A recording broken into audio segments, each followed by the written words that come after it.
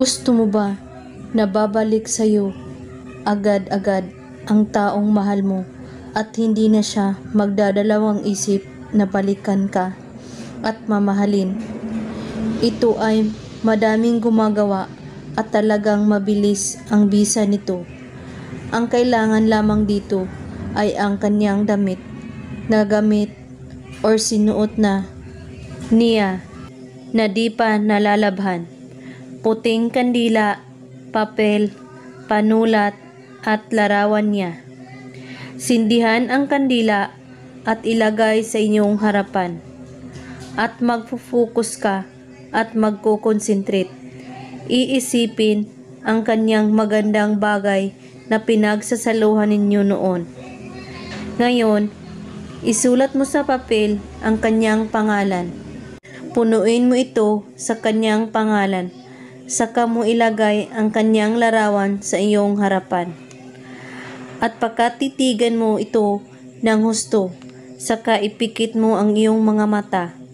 At pagkaisipin siya, kailangan ay parang makikita mo ang kanyang mukha. Ngayon ay humiling ka ng isang kahilingan sa kandila tungkol sa kanya. At pagkatapos, ilagay mo ang kanyang larawan sa papel na may sulat na pangalan niya.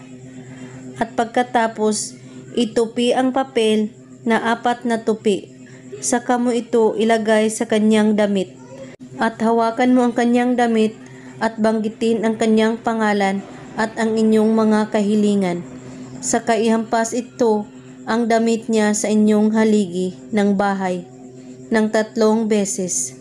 Kada hampas, banggitin ang kanyang pangalan at ang iyong kahilingan. At pagkatapos, itupi ang damit at hayaan ang larawan na sa loob ng damit. At ilagay ito sa ilalim ng iyong unan. At tulugan mo ito ng 3 gabi. At pagkalipas ng 3 gabi, itago ito sa lugar na walang makakakita nito o makakaalam. Gawin lang ito ngayong gabi bago kayo matulog, kahit anong oras at araw. At kung may katanungan po kayo ay magko-comment lang po sa ibaba. Maraming salamat sa panunood. May God bless us all.